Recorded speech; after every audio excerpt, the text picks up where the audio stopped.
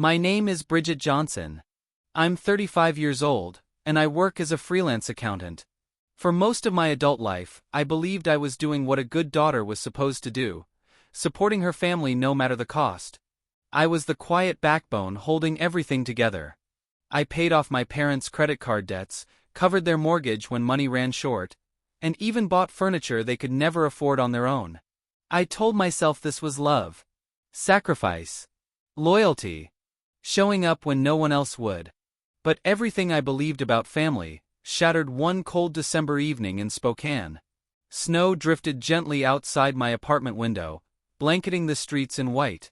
Inside, I was warm, relaxed, and smiling when my phone buzzed with a new email from my mom. The subject line read, "Christmas plans." My heart lifted instantly. I imagined the familiar chaos of our annual gathering, warm lights, laughter, and maybe, just maybe, a genuine thank you for everything I'd done over the years. I opened the email. The words hit me like a slap. "This place isn't for losers, Bridget. You're not invited this year." I stared at the screen, rereading the sentence again and again, hoping I'd misunderstood. Hoping it was a joke, or sarcasm taken the wrong way. But the message continued, cold and calculated, written like a business memo. "We're keeping it small. Only people who've made something of themselves." My hands started to shake. I immediately called my mom, my heart pounding in my chest. "Is this some kind of joke?" I asked, forcing a laugh that didn't sound real. Her voice was flat, detached. "It's what we decided, honey. The guest list is final. No quorums. No hesitation." Just a door slammed shut where love used to be. I sat there in silence long after the call ended, staring into nothing. For years, I'd covered their bills. Their mortgage. Their credit cards. Their utilities. Their furniture. And this was how they repaid me. I opened my banking app, scrolling through transaction after transaction. Thousands of dollars sent without hesitation, without conditions, without gratitude. My chest tightened, not just with hurt, but with betrayal. And beneath that pain, something else stirred. Anger. Clarity. Resolve. If they thought I was a loser, fine. I'd show them exactly what losing really looked like. The next morning, I sat at my desk with the email still open on my laptop. My coffee had gone cold, but my mind was racing. I needed answers. I texted my older sister, Monica, the one person I thought might tell me the truth. "Why am I not invited to Christmas? What's going on?" Her reply came quickly. "Mom and Dad want to impress their business partners," she wrote. "They're only inviting people who've made it. You know how they are about appearances." Appearances. She added, "It's not personal. They just want a certain vibe. Not personal." The words cut deeper than the email itself. I opened my banking app again, grounding myself in facts. There it was, proof of every sacrifice. $1,200 for their mortgage last month. $800 toward credit card debt. $500 for utilities. Month after month. Then I saw it. A $10,000 transfer from 2 years ago. The money I'd invested to keep their furniture store afloat. No repayment. No acknowledgement.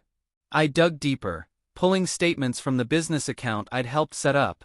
Lavish spending jumped off the screen. Custom signage, catered client events, a brand new company car they didn't need. All funded by me. Their so-called loser daughter. Monica texted again. "They're just trying to keep up with the big shots." That's when it hit me. I wasn't just uninvited. I was invisible. I grabbed a notepad and began listing every recurring payment tied to them. Mortgage. Credit cards. Utilities. Insurance. Each line sharpened my focus. I'd been their safety net for far too long, and they'd mistaken my generosity for entitlement. They wanted a Christmas without me. Fine. They were about to learn what life looked like without my money too. By noon, my fingers hovered over the keyboard, trembling, not with fear, but with certainty. For the first time in years, I wasn't asking what my parents needed. I was asking what I needed. And the answer was simple. Freedom. I logged into my bank's online portal, my heart pounding as if I were about to do something illegal instead of overdue. One by one, I canceled every recurring payment tied to my parents. The mortgage, their credit cards, utility bills, car insurance. Each confirmation email felt like a lock snapping shut, a chain falling away. I wasn't being cruel, I was reclaiming my life. Next, I called my financial advisor. I want to pull my investment from my parents' furniture store, I said, surprised by how steady my voice sounded. There was a brief pause on the line. All of it. All of it. The $10,000 I'd sunk into their business 2 years ago was still listed as an active stake. I knew withdrawing it would hit hard. The store was my parents' pride, their polished stage for Spokane's business elite. It was the centerpiece of their illusion. It's done, my advisor confirmed. The funds will be back in your account by tomorrow. I exhaled slowly, imagining the panic that would follow. For the first time, the consequences wouldn't land on me. I called Monica next. I'm done, I said. No more payments. No more bailing them out. I pulled my investment. Her reaction was instant and desperate. Bridget, you can't do this. What about their reputation? Their business partners? Christmas. I cut her off. Their reputation isn't my responsibility. They chose this when they called me a loser. She tried again. Family legacy, community standing, how bad it would look, but I was finished listening. You're either with them or you're not, I said quietly and ended the call. I needed someone who wouldn't excuse them, someone grounded in reality. I texted my friend Wendy, and we met at a cozy Spokane cafe filled with mismatched mugs and hanging plants. As soon as I sat down, everything spilled out. The years of financial support, the email, the humiliation of being erased to impress strangers. They've been using me, I said, my voice shaking with fury, not sadness. And I let them. Wendy leaned forward, her expression sharp and unwavering. This is manipulation, Bridget. They trained you to feel guilty so they could keep taking. Don't let them pull you back in. Her words felt like oxygen. You're not their ATM, she added. You're allowed to say no. Walking home afterward, I felt lighter than I had in years. I'd drawn a line, and for once, I hadn't crossed it for anyone else. Christmas Eve arrived quietly. My apartment glowed with the soft light of a single candle and a small tree I'd put up for myself. No family chaos. No forced smiles. Just stillness. It was peaceful, and lonely at the same time. Across town, my parents were likely preparing their lavish party, completely unaware, or pretending to be, of the storm breaking beneath their feet. By now, the bank notifications would have arrived. Overdue balances. Cancelled payments. Withdrawn. Investments. At 8 p.m., my phone buzzed. Mom and Dad are freaking out, Monica texted. 2 debt collectors showed up at the house. Right in front of their guests. I pictured it vividly. My mom's frozen smile, my dad's red face, expensive wine glasses shaking in shocked hands. Business partners watching as strangers demanded payment at the door. Another text followed. They're blaming you. Then my mom messaged me directly. How could you do this to us on Christmas? We're your family. You're tearing us apart. The guilt was thick, calculated, familiar. For years, that tone had worked on me. This time it didn't. You made your choice, I replied. You don't get to call me a loser, and still expect me to pay for your life. I hit send without hesitation. Later, I scrolled through social media. Monica had posted a photo of their party. A glittering tree, a table full of appetizers, smiling faces stretched too tight. The caption read, Merry Christmas from the Johnson family and friends, together at last. I laughed bitterly. Family. I leaned back on my couch, sipping wine as the candle flickered. For years, I'd funded their fantasy. Now it was collapsing, and for the first time, it wasn't my job to fix it. 2 days after Christmas, I walked into a Spokane restaurant to face them. My father sat stiffly, jaw clenched. My mother twisted her napkin, already simmering. You ruined everything, my dad snapped. Our Christmas. Our reputation. I met his glare calmly. Let's talk about what I paid for, I said, opening the spreadsheet on my phone. Mortgage. Credit cards. Utilities. Insurance. $10,000 for the store. Silence. My mom began to cry on cue. You betrayed your family. No, I said, standing. I stopped letting you drain me. And with that I walked out, finally free. Later that evening, my phone buzzed with a message from Wendy. How did it go with your parents? I stared at the screen for a long moment, the adrenaline from the confrontation still coursing through me. It's done, I finally replied. I walked away. I set my phone down and lay back, staring at the ceiling of my apartment. For the first time, there was no immediate crisis to solve, no bills to cover, no emotional fire to put out. The silence felt unfamiliar, but it wasn't empty. It was peaceful. That peace didn't last long. A week into January, my phone lit up with notifications from our family Facebook group. Expecting holiday leftovers or mundane updates, I opened the app casually. Instead, my stomach dropped. My parents had posted. Our daughter abandoned us out of jealousy, the post read. She cut us off to sabotage our success. The words burned.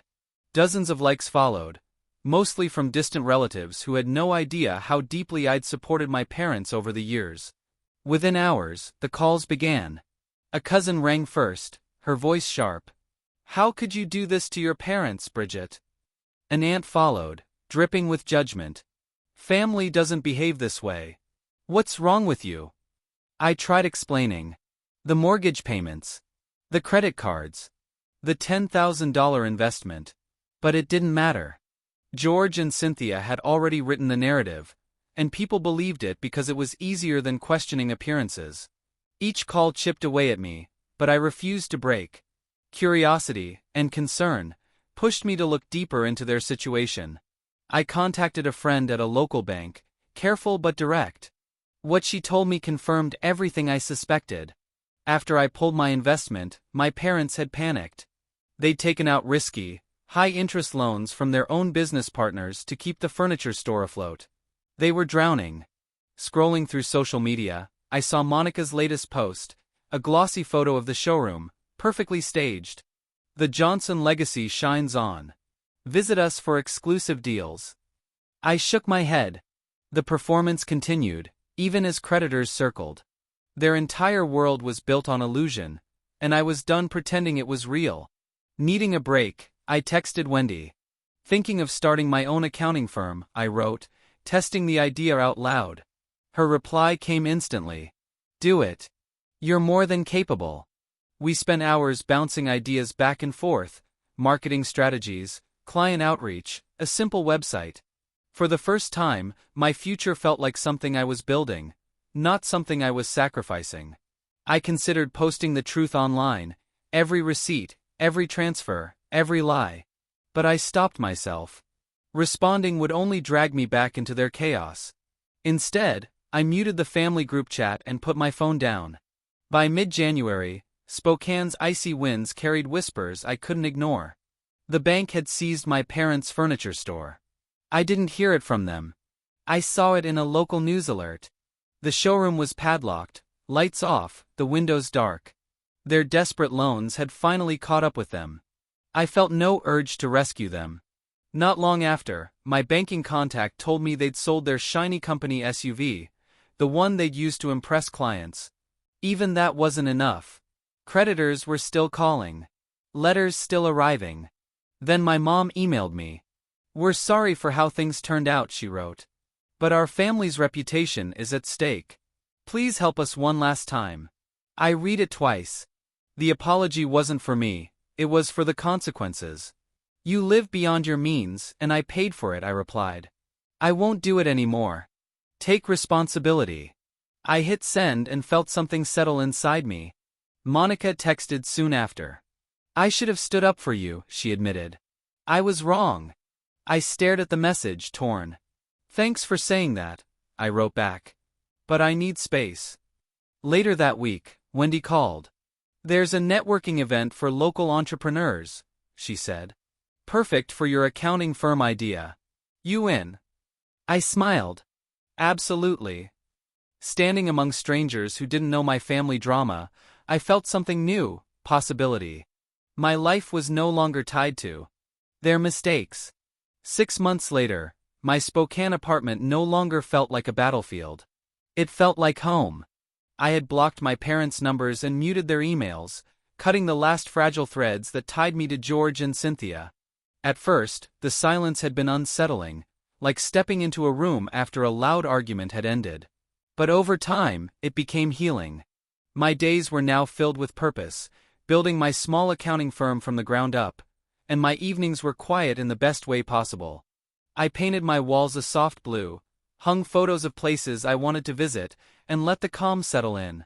For the first time in years, my life revolved around my goals, not my family's emergencies. Word eventually reached me through a mutual acquaintance that my parents had sold their house, the large one I'd helped pay for all those years. They'd downsized to a cramped apartment on the edge of town. No more lavish parties. No more pretending to be Spokane's elite. I didn't feel joy at their fall, but I didn't feel sorrow either. It simply was the result of choices they had made. Monica, I learned, had taken a part-time job at a local bookstore. For the first time in her life, she was supporting herself. She sent me occasional updates, short messages about work or life, but I kept my replies brief. Glad you're doing okay. Nothing more. The distance between us wasn't about anger anymore. It was about boundaries. Wendy and I teamed up to organize a financial literacy workshop for local teens. Watching them take notes, ask questions, and genuinely listen felt deeply rewarding. "You're a natural at this," Wendy said one afternoon as we sorted flyers at the downtown library. It wasn't just about numbers. It was about teaching something I'd learned the hard way: how to protect yourself, how to say no, how to build stability without destroying yourself in the process. Late at night, I'd sit by my window watching Spokane's lights flicker against the dark. I thought about what family really meant. For years, I believed love required sacrifice without limits. That loyalty meant enduring anything. I was wrong. Real love doesn't demand you drain yourself dry. It doesn't humiliate you, exclude you, or reduce you to what you can provide. Sometimes, walking away isn't cruelty, it's survival. I wasn't heartless for choosing myself. I was whole. Thank you for staying with me through this story. What would you have done in my place?